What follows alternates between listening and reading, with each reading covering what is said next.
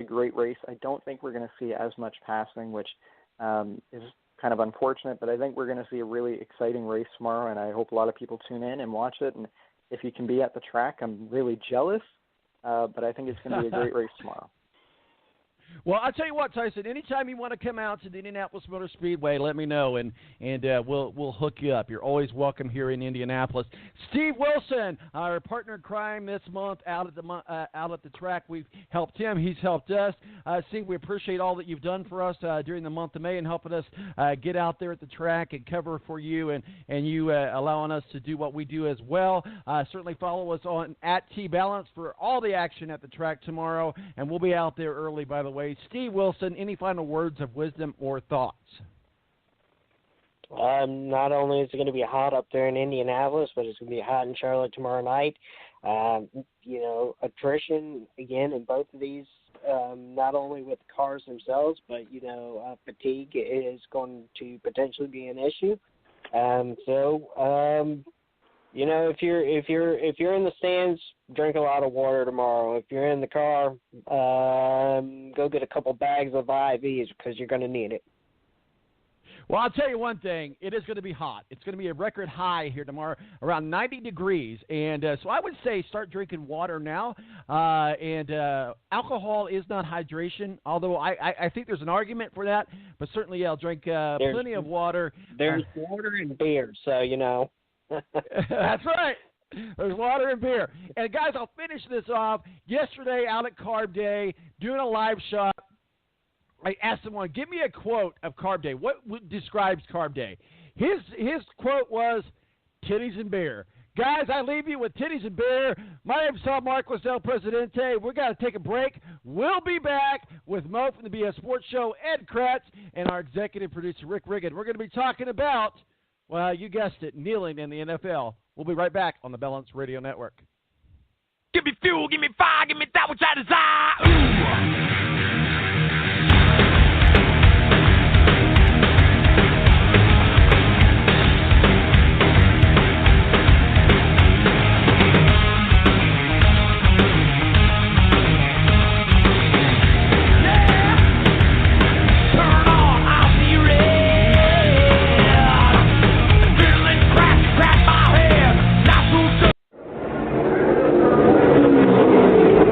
Auto racing history.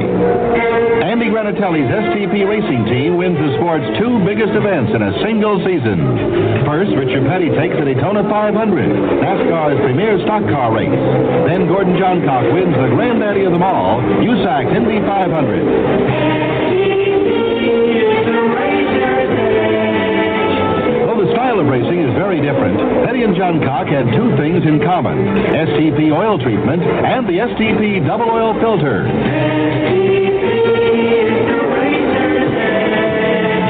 Both men gave their engine the edge against friction and wear with STP oil treatment, and both got filter-in-a-filter protection against sludge and abrasives with the STP double oil filter. Get the same history-making combination for your family car: STP oil treatment and the STP double oil filter.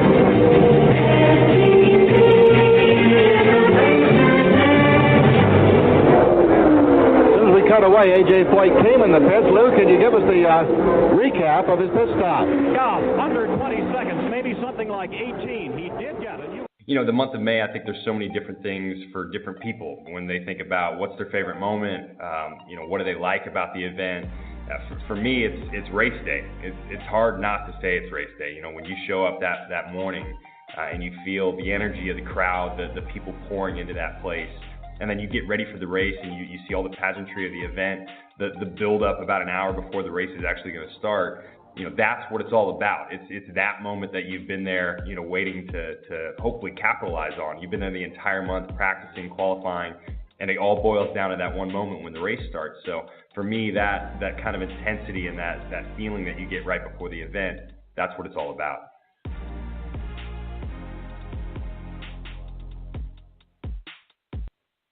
Bobby, you're here again. Yeah, my doctor told me to reduce stress at work, so I come to Buffalo Wild Wings to eat lunch and watch sports. I get to pick one of 7 entrees, like sandwiches and salads, plus one of 7 sides. Well, I like sides. It's so affordable I can finally take a vacation. Where you gonna go? Here, tin. Here. Introducing the new B-Dubs Fast Break Lunch Menu, starting at a new low price. Dine in or order takeout weekdays between 11 and 2. Participation and availability may vary. Buffalo Wild Wings. Wings, beer, sports. When you don't go to Geico.com, car insurance can be confusing. Like Swedish techno confusing. Bark, bark, meow, meow. Dance with me, purple cow. Bark, bark, meow, meow. Ooh, you lovely cow. Geico makes it easy. With 24/7 access, all you have to do is go to Geico.com and you can save money on car insurance. It just makes sense. Unlike, Dance with me, purple cow. I like your move. When you don't go to Geico.com, car insurance can be hard. Like early 90s heavy metal hard. I'm yelling and screaming and I'm loud. Roar. Geico makes it easy. You can review and update your policy or report a claim on Geico.com or the Geico mobile app. Because shouldn't we all have a little less stress in our lives? I'm not even upset about anything.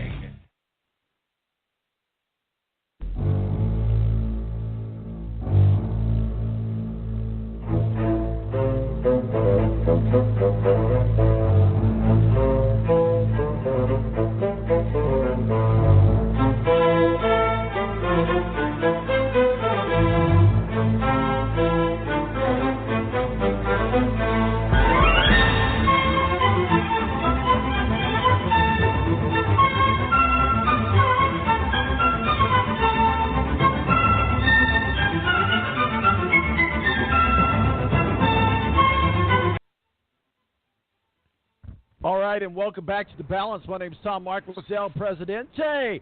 We have reached the final quarter of the show. We have spent the last 90 minutes breaking down the field of 33 at Indianapolis. That's right, guys. Tomorrow is the 102nd running of the Indianapolis 500, and it has been exciting to be out at the track all month long. And certainly Legends Day out at the track, a lot of autograph sessions, public drivers meeting and concerts today, as well as the parade downtown Indianapolis, all getting geared up for the race tomorrow. Thank you for Matthew Embry of Popular Open Wheel Now. Thank you to Tyson Lutschlager of OnPitRoad.com and Steve Wilson of Speedway Digest as well. Well, guys, we're going to shift gears now. We're going to get into this conversation, and I play the NFL theme for a reason. We've got Ed Kratz, beat writer for the Philadelphia Eagles and our official NFL contributor. We got Mo from the BS Sports Show, and we got Rick, our executive producer, on with us. So we'll start with you, Mo. Good morning to you, sir. I'm already moved into the afternoon. How are you doing, Mo? I am hanging in there. Hanging in there. All right. And we appreciate Ed Kratz. Ed, I know you've been very busy this morning, and I appreciate you taking a few minutes to talk with us today. How you doing, sir? Hey, I'm doing good, Tom. Thank you.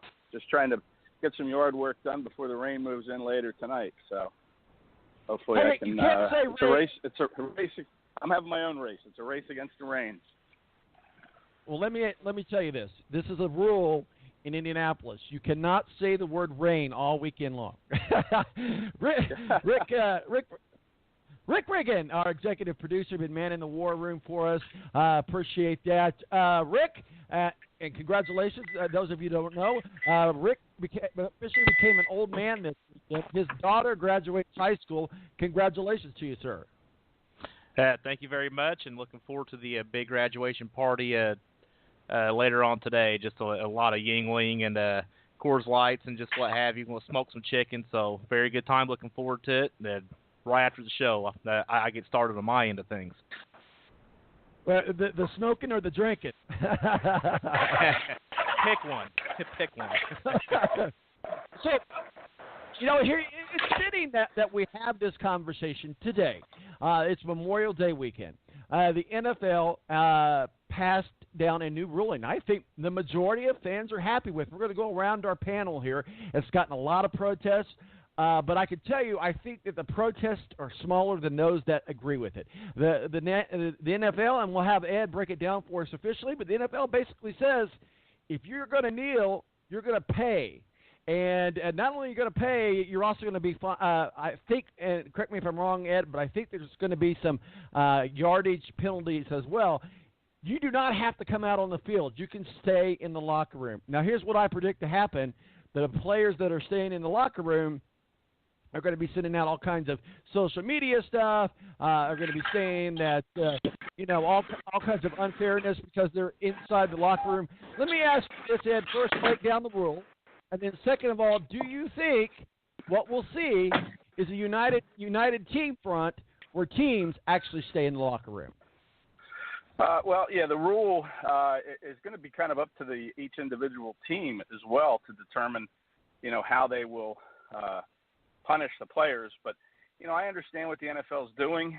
I guess there were, some of their fan base was a little upset with, the protests that were going on across the league. I just think it's kind of toothless, really, of a rule. I mean, I don't see Jeffrey Lurie or Robert Kraft or any of these billionaire owners disciplining any sort of, handing down any sort of discipline against players if they want to stay in the locker room. To me, I just don't understand how, in a country where freedoms were founded on freedom to protest, you're not going to let players protest. They're not protesting a flag. It's a big misconception. They're not protesting against the country.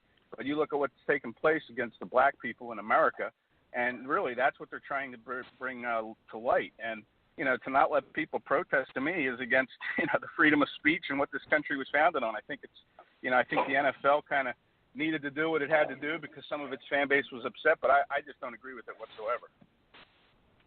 Well, and it's okay to agree to disagree. I agree to disagree. I think there's certain sacred things in our world and in our country, and I think that Memorial Day represents what one of those sacred things are. Memorial Day represents, and I'm a veteran. My son's in the military. Rick's a veteran. So we're very proud of our troops. And certainly nothing against Ed's opinion. Certainly agree to disagree. But I think there are certain things that are sacred. And you have that First Amendment right because of being in the nation. And so because that we live in a nation that gives you that First Amendment right, you should at least pay respect to the national anthem and the flag. We'll go to you, Mo. Go right ahead. Well, I mean, it's obviously like I said. I think it's because it's affected the NFL's bottom line. It's was it the right time or the right thing to use for players to protest? Probably not, but they wanted to take something that had eyes on it, and they did that. But if the NFL is going to make it to where you need to stand for the anthem or whatever you want to do, then I feel like they should close all their concession stands during the anthem and not sell the $10 beers and the $8 hot dogs, and shut down those concession stands and stuff like that. Make it for everybody, not just for the players to do, but for the fans too. So if the NFL wants to do that, fine. Let's cut off all everything during the national anthem. So it is 100% paid attention to. But I agree with that. I think it's wrong for the NFL to not allow protests if they want. Whether you agree with it or not, it's still their right. And I don't like the NFL just doing it. Again, the NFL being reactionary instead of working with maybe like the players union to move us forward. The NBA doesn't seem to have an issue because their commissioner tends to invite the players in. He has an open door where the players can come in and he'll discuss things with the players and the players union. And I think that if the NFL decided at this point to make it more like the NBA does with their commissioner, if their commissioner was a lot more open to things and would involve the players more and stuff and invite players in to talk about issues, that we might have a better situation in the NFL. Well, I certainly agree with you, Mo. I would be totally in favor of not buying that $10 beer during the national anthem. That's great, fine. In fact, I would totally respect that. But here's the thing: as we see other sports not having a problem with this, and I get what where the real foundation of this protest is, and that the majority of NFL players are black, and I get that, and I understand that. But what I am saying is, but we don't have the problem in the NBA, and let's face it, the majority of the NBA players are black. Do we have a scarred history, a past in our nation that we should be ashamed of and disgraced of? Yes, absolutely. And is there things that happen within our country, within our bounds, and does racism still exist? Yes. Absolutely. But the thing about it is, unfortunately, that happened. But we are they call us the United States of America. And what you